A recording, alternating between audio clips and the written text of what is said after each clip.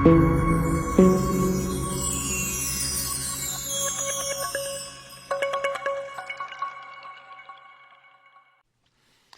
الله الرحمن الرحيم والحمد لله رب العالمين اللهم صل وسلم وبارك على نبينا وحبيبنا محمد وعلى آله وصحبه أجمعين وبعد.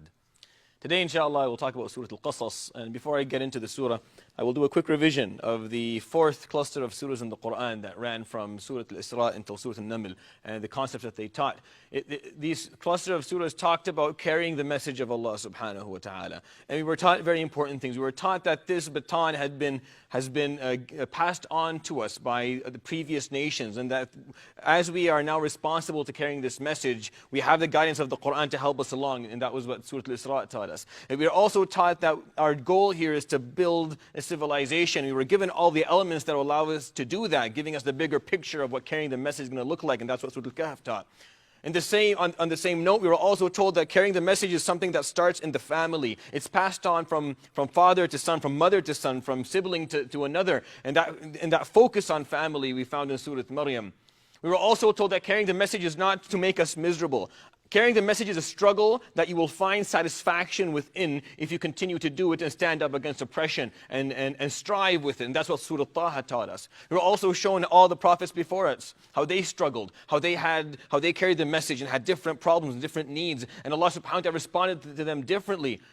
Being taught that they are our role models, and if we carry this message, we will have a similar story to theirs. And that the earth will be inherited by the fit, and that's what Surah Al-Anbiya taught us.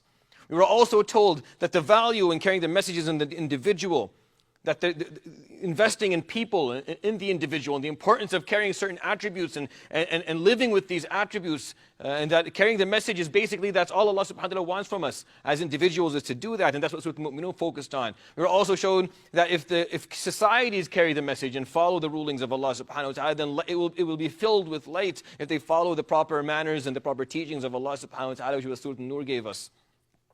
Surah Al-Hajj told us that as long as you carry the message, you're going to need to be flexible. You're going to need to stand your ground, and be focused. And if you do that, then you will be able to achieve your success using both rituals and using general striving, which is what Surah Al-Hajj taught us.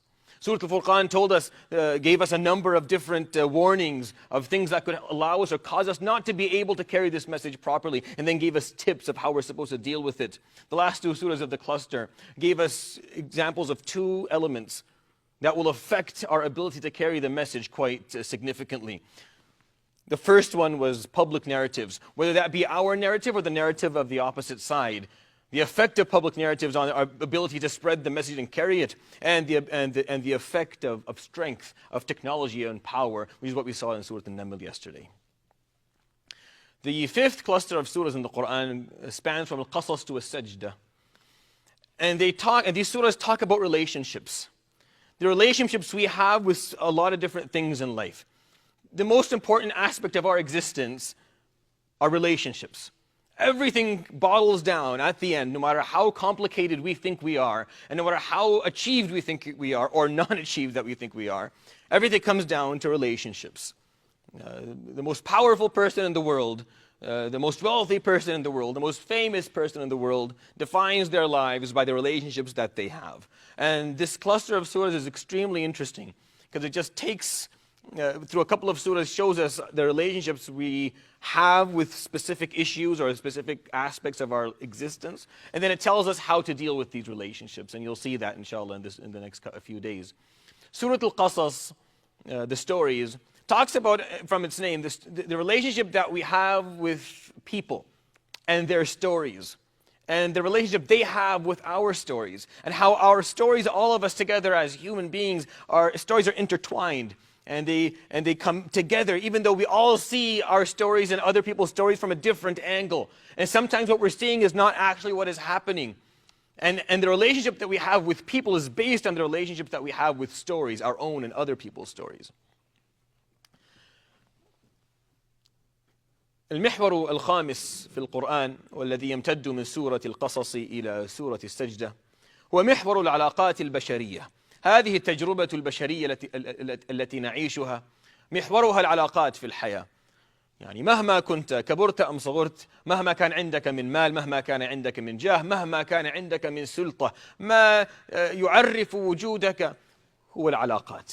علاقاتك مع أمور مختلفة في هذه الحياة، منها الحياة نفسها، علاقاتك مع الأجيال، علاقاتك مع الحياة، علاقاتك مع الله، علاقاتك مع الناس. سورة القصص في بأول هذا المحور، وهي سورة جميلة جدا ومعانيها رقيقة وراقية وتعلمنا كيف نتعامل مع هذه العلاقات. سورة القصص من اسمها تتحدث عن علاقاتنا مع الناس، علاقة قصصنا نحن مع قصص الآخرين، وكيف أن قصصنا قصصهم تتداخل فيما بينها، وكل منا له منظور مختلف تجاه قصص الآخرين، وكيف أن هذا المنظور أحيانا يكون خاطئا لأننا لا نفهم ما يمر به غيرنا، وأننا لا نستطيع التحكم بقصص الآخرين ولا حتى أحيانا بقصصنا نحن. فهناك نصائح في السورة من الثقة بالله سبحانه وتعالى والتسليم والمتابعة في الحياة بغض النظر هل القصص التي نراها سواء كانت لنا أو لغيرنا ناسبتنا أم لم تناسبنا، فرحنا بها أم أحزنتنا. سورة القصص at the beginning of it starts telling us this. Actually, Surah Al-Qasas only has 2 stories in it, really. It has the story of Musa alayhi salam, and then at the end it has the story of Qarun. When you look at the story of Musa alayhi salam in Surah Al-Qasas, you find that it's the only time in the Quran where you hear the story in full. Meaning the whole story, you go through the whole story. Basically, from the day he was born, alayhi salam, till the day he crossed the river. And then, not all in detail, but we got to hear that whole process. How he was born, how he struggled, how he stood in front of Fir'aun, all that happening in one place. See, Surah Qasas Musa is all through the Quran, but you find snapshots here and there. You find in Al-A'raf, you find in Al-Shu'ara, you find in Surah Al-Baqarah, you find it all over the Quran, but every surah is talking about a specific part of the story. Surah Al-Qasas tells you the story, gives you kind of a bigger picture of the story. As some say, min al-yammi ila al-yam in Surah Al-Qasas. From when he was thrown into the river till he crossed, or thrown into the sea until he crossed the sea, alayhi salatu wasalam. We start looking at the surah from the beginning of it. And what you start to see are actions that if you were to be observing outside the Quran, outside of what you already know, you would find really weird. وأوحينا إلى أم موسى أن أرضعيه فإذا خفت عليه فألقيه في اليم ولا تخافي ولا تحزني. And we told Musa alayhi salam, it was revealed to her. How exactly we don't know, she wasn't a prophet, but we don't know exactly how, but it was revealed to her. That breastfeed him, and if you get scared for him, throw him into the river. We will take care of him from there. Now I want you to imagine seeing Musa. You don't know who she is. You don't know who the baby that she's carrying is. You've never read the Quran. You're not aware of this story. And you see a lady standing in front of a river and throwing an infant into the river. How would you react to something like that? Imagine what would go through your head. This is child abuse. This lady is insane. She needs to be she needs to be put in jail. Someone saved that child. That is the way we see her story. This is how we see it. But that's not the reality of her story. Alayhi salam, that's not exact. Musa came back to her. How did he come back to her? He came back to her as a prince. He was now the adopted son of Fir'aun and Asiya, and he lived in the castle of Fir'aun. She was scared that she couldn't feed this boy. She was scared that he was going to get killed by Fir'aun and those who stood by him. Throwing him in the river made no sense whatsoever, but this boy ended up coming back to her. Let's take a look at the story from Fir'aun, looking at Fir'aun. Fir'aun adopted one of the children of Bani Israel. Everyone's clapping. He's a philanthropist. They'll forget that he's been killing children for ages. But he has now brought a child that they found abandoned in the river, and he's going to adopt him and bring him into his house. That's how people see it. People think he's awesome. Little do they know how much he hates this. He's unhappy with this. He doesn't want it. It's the wife who does. لا تقتلوه عسى أن ينفعنا أو نتخذه ولدا وهم لا يشعرون. Please don't kill him. Let's hold on to him. She couldn't have children, Asiya, so she holds on to this boy. To make this story even more complicated, Fir'aun is literally raising in his house the one that will destroy him and his empire. Fir'aun is so scared that he's going to lose power of Egypt that he is just randomly slaughtering children of Bani Israel. It's unthinkable it's unimaginable what Fir'aun was doing. And then Fir'aun actually raises in his own house the person who is going to bring him down and his empire. He didn't see that, did he? Neither did we. Neither did Musa alayhi salam. But that's how stories go. That's how stories go.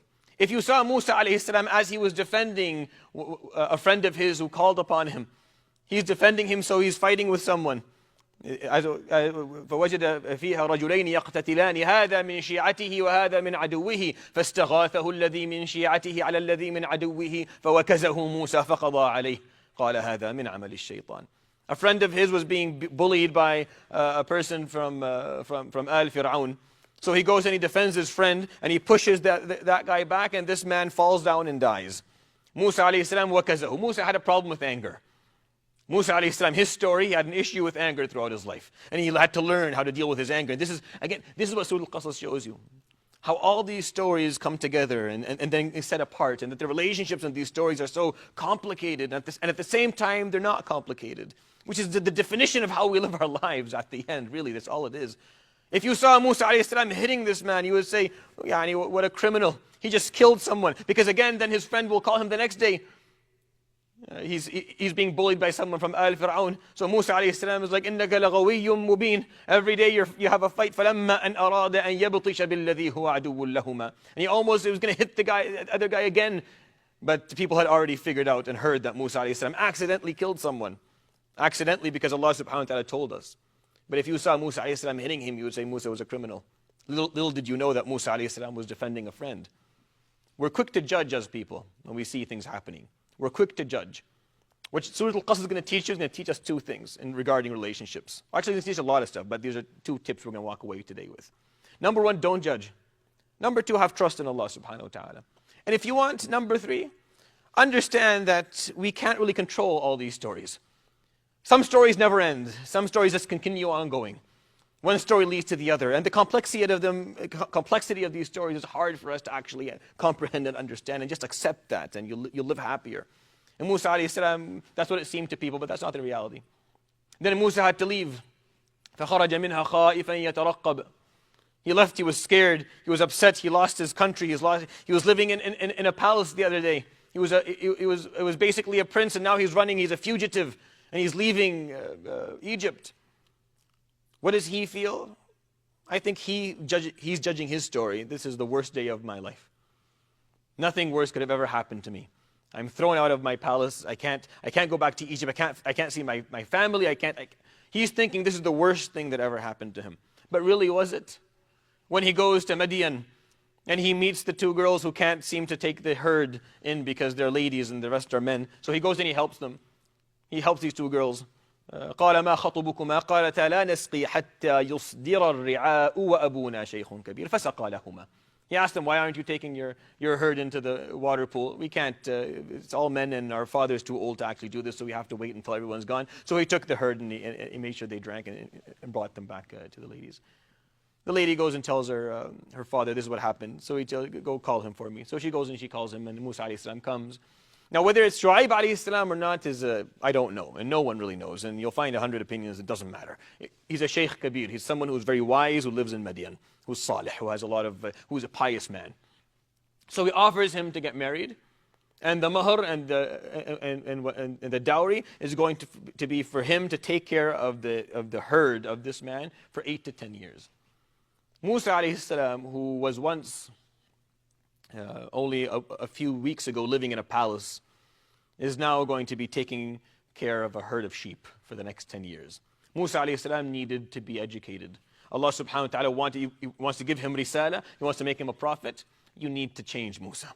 You need to leave your country, go try something different. Go let life, put some pressure on you. Let it make you a bit stronger. Learn to carry responsibility. Get married, have a family. Learn to control your anger. When you're dealing with animals, you can't be angry all the time. It's impossible. They're animals. You have to have rahmah and compassion. So he had to learn to calm down a little bit. He still had this anger with him. You'll see it in Surat Al-A'raf and other places. But he learned to control it to the point where he'd never make that mistake again, would harm someone else. Musa alayhi salam thought this was the worst thing in the world, that he had to leave Misr. And actually the best thing that ever happened to him was that he went to Madian. And he got married, and he learned. And he lived with this old man who taught him. And then on the way back, what happens? Revelation comes to him. If he stayed in Egypt, none of that would have happened. إذا نظرنا إلى قصة موسى عليه السلام، العجيب في هذه القصة في سورة القصص أنها تتحدث عن موسى منذ ولادته حتى آخر عمره، أو حتى يعني دخل في اليم مع بني إسرائيل وأغرق فرعون وجنوده. ولا نجد هذه الشمولية في أي سورة أخرى من القرآن إذا ما حدثتنا عن قصة موسى، فمعظم السور فيها مقاطع بسيطة لقصة موسى عليه السلام. والعجيب في هذه القصص أن الله سبحانه وتعالى يرينا أحداثا لو رأيناها بأم أعيننا خارج سياق القرآن لتعجبنا منها ولغضبنا. لو رأيت أم موسى عليها السلام ترمي رضيعها في اليم لقلت هذه مجرمة، وهذه يجب أن تحاكم، وذهبت تنقذ الطفل، لكنك لا تدري أن الله أوحى إليها وأن الطفل هذا سيعود إليها وهو يحيا ربيب فرعون في قصره. إذا رأيت فرعون يأخذ طفلا من النهر يعني ويربيه في بيته لقلت ما أنبله وما أكرمه، لا تدري أنه يبغض هذا الأمر وأنه يربي في بيته من سيأتي عليه بهلاكه في المستقبل. سبحان الله، لا نحن نعرف ولا فرعون يعرف ولا موسى عليه السلام يعرف ولا أحد. القصص يا أخواني لا يمكن معرفة نهاياتها. نحن نتعلم من سورة القصص فقط أن نتعامل مع الحياة بالمبادئ التي علمنا الله إياها. لا نستطيع أن ندرك ونعرف نهايات القصص. ثق بالله سبحانه وتعالى، لا تحكم على الناس، لا ترى شيء. لو رأيت موسى يضرب ذلك الذي من آل فرعون لقلت هو معتد عليه، وموسى عليه السلام يدافع عن رجل من شيعته. موسى لما أخرج من مصر قال في نفسه هذا أسوأ أمر طرأ علي في حياتي، أنا الآن أخرجت من القصر لا أستطيع أن أرى أمي وأهلي.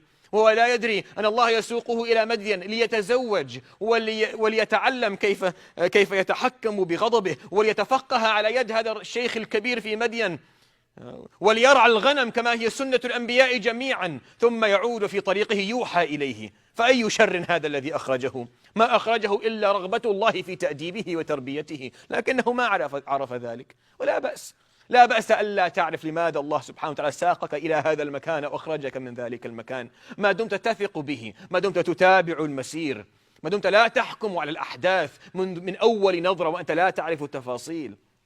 هذه علاقاتنا مع الناس ومع القصص يا أخواني. And then you continue and see the story goes on. And Musa alayhi salam, he goes and takes Harun alayhi salam. It'll never end. Surah Al-Qasas is beautiful, and I feel like I want to tell you all the details about it, but it'll just take too much time. But go and read it, and it tells you all these details of how he talks to Musa, Harun, and they go and speak to Fir'aun, and Fir'aun refuses and asks for a telescope to see Allah subhanahu wa ta'ala. And وَاسْتَكْبَرَ هُوَ وَجُنُودُهُ بِغَيْرِ الْحَقِّ وَظَنُّوا أَنَّهُمْ إِلَيْنَا لَا يُرْجَعُونَ فَأَخَذْنَاهُ وَجُنُودَهُ فَنَبَذْنَاهُم فِي الْيَمِّ. So we took him when he was too arrogant to accept what Musa was teaching. We took him and we threw him and those who followed him into the river, the same river that he found Musa in alayhi salatu wasalam. Just something for us to learn from. Right after that part of the surah, Allah subhanahu wa ta'ala has an ayah right there in the middle of the commentary verses on the story. إِنَّكَ لَا تَهْدِي مَنْ أَحْبَبْتَ. You cannot guide those whom you love. وَلَكِنَّ اللَّهَ يَهْدِي مَنْ يَشَاءُ. Things don't go the way we want them to go. The stories never turn out the way we really want them to turn out. They're not Hollywood movies. They turn out however Allah subhanahu wa ta'ala wants them to turn out. Surah Al-Qasas was revealed to the Prophet alayhi salatu wasalam just after Abu Talib died and Khadija, just before Isra, in that period. And the Prophet alayhi salatu wasalam had just lost Abu Talib, and Abu Talib didn't tell him La ilaha illallah. He wanted to hear it from him, he didn't say it. So the ayah, إِنَّكَ لَا تَهْدِي مَنْ أَحْبَبْتَ. You don't know Abu Talib's story, Ya Rasulullah. You don't know it in detail. Don't judge, leave it. You can't, things won't go your way. They won't always go your way. They barely ever go your way. And that's just what we're being taught in the surah.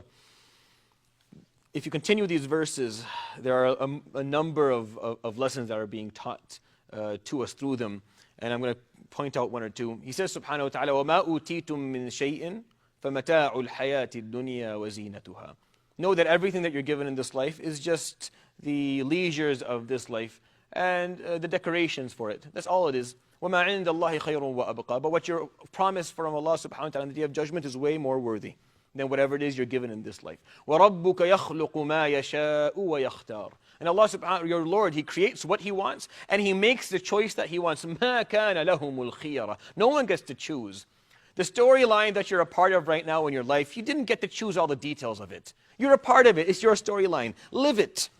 Don't judge other people's storylines, and when your story crosses paths with someone else's story, make sure that you make the best of it. Make sure that these relationships are relationships that are good. Make sure you understand that people have their own problems and they're going through their own struggles, and that you can't necessarily understand what's going on with them. So don't be quick to judge, and trust Allah subhanahu wa ta'ala. Musa alayhi salam was thrown into the river. He made his way back to his mother. He made his way back out of Egypt and back into Egypt, and he was able to bring down How did this all happen? He didn't plan any of this, alayhi salam. He just continued to do what he knew was right. He just stuck to a couple of laws that he knew he needed to stick to. He trusted Allah subhanahu wa ta'ala and did his best.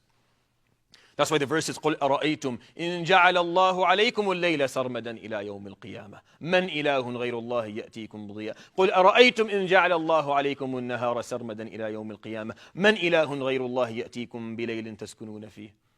Allah subhanahu wa ta'ala tells us time and time again, see, you can't control any of this. You can't control. If I were to if the earth was to stop rotating and it was always day, or if it was always night, who can change this? You can't change anything. You can't control your environment. You can't control these things. It's Allah subhanahu wa ta'ala who does.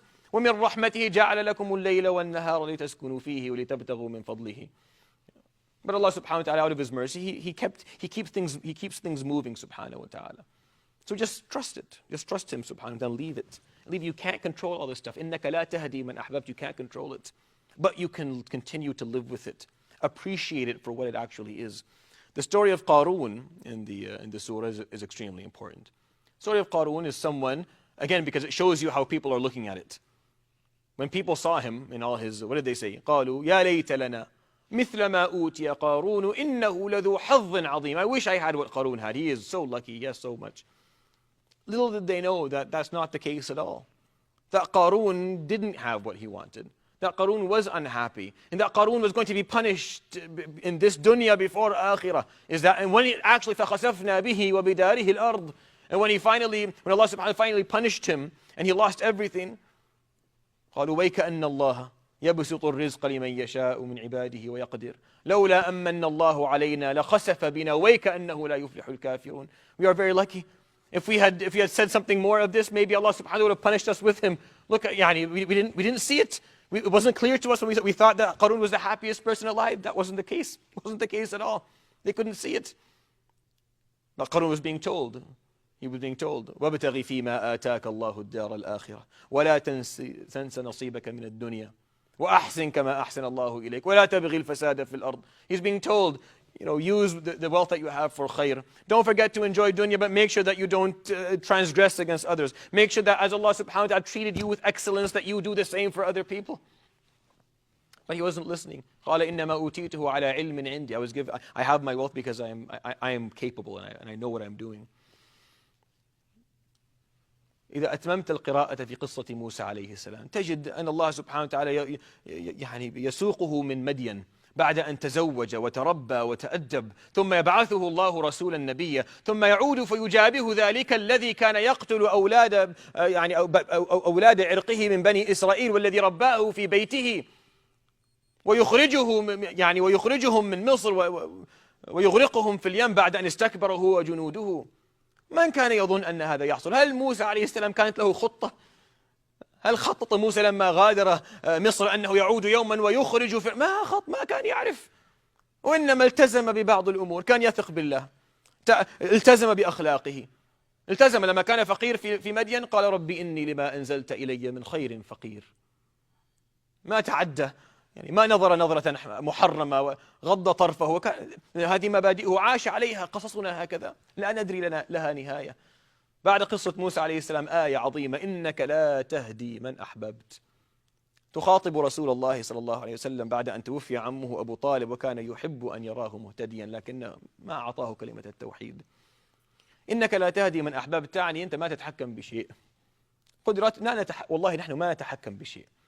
قدرتنا على التحكم بحياتنا وقصصنا وقصص غير موجودة. فقط عش بالمبادئ الصحيحة، ثق بالله سبحانه وتعالى، التزم مبادئك، لا تحكم على الناس. إذا ما دخلت قصتك مع قصص الآخرين عاملهم بالحسنى. اعلم أنك ما أوتيت من شيء فمتاع الحياة الدنيا وزينتها. اعلم أن ربك يخلق ما يشاء ويختار ما كان لهم الخيرة. إن جعل الله عليكم الليل سرمدا إلى يوم القيامة أو جعل النهار سرمدا إلى يوم القيامة ما أحد يغيرها إلا الله سبحانه وتعالى، وليس لنا القدرة على فعل غير ذلك.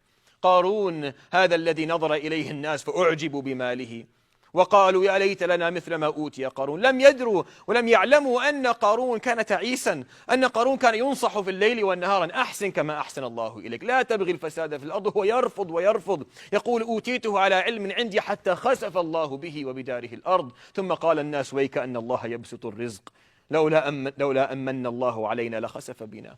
كنا غلطانين، يعني كنا مفكرين فإذا رأيت إنسانا عنده مال أو إنسان لا تحكم هذا سعيد وأنا تعيس وهذا عنده مال، أنت ما تعرف شيء. نحن لا نعرف شيئا، يا دوب نعرف قصصنا الخاصة، احنا أصلا قصتنا ما نعرفها. هل نظن أن موسى عليه السلام لما أخرج من مصر كان يعرف أنه سيعود يوما ويخرج فرعون ويهلك؟ ما كان يعرف.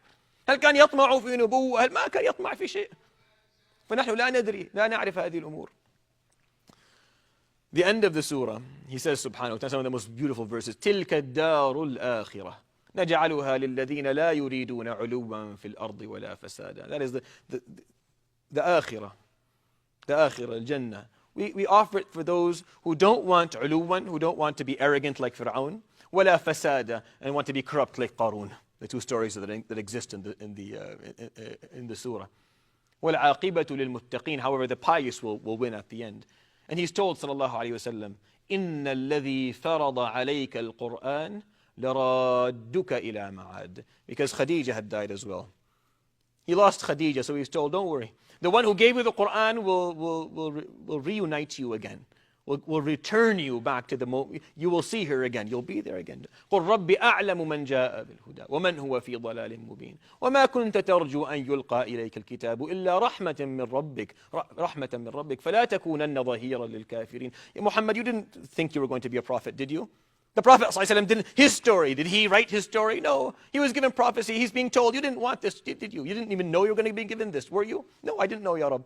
All right, then don't stand by the kafirin.